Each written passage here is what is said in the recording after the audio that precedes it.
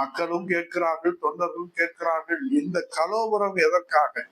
அப்பாவி அதிமுக தொண்டர்களும் தமிழ்நாட்டு மக்களும் இதை பார்த்து கொண்டு வேதனைப்படுகிறார்களே, இத்தனை கலோபரங்கள் எதற்காக?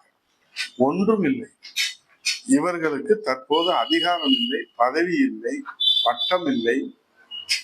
தங்களுக்கு கொடுத்த அம்மா கொடுத்த அடையாளத்தை தொடர்ந்து இவர்கள் இப்போது வீதியிலே நிற்கிறார்கள். தொண்டர்களால் புறக்கணிக்கப்பட்டு, மக்களால் புறக்கணிக்கப்பட்டு, இன்றைக்கு தங்களுக்கு முகவரி கொடுத்த இயக்கத்தை சிதைப்பதற்கு வியூகம் அமைத்துக் கொண்டு வீதியிலே அலைந்து கொண்டிருக்கிறார்கள்.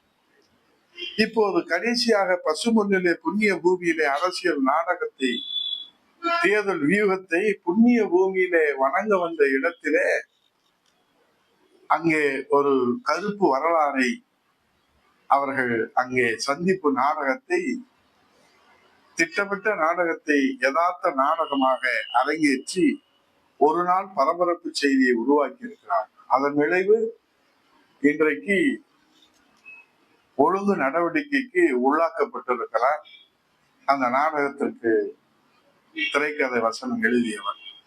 அவர்கள் நாடகத்தை எத்தனை துரோக நாடகத்தை அரசியல் களத்திலே அரங்கேற்றினாலும் சாமானிய தொண்டர்கள், எளிய தொண்டர்கள், உண்மை தொண்டர்கள், விசுவாச தொண்டர்கள், தலைமுறையாக உழைத்துக் கொண்டிருக்கிற தொண்டர்கள் அதை ஒரு நாளும் நம்ப மாட்டார்கள்.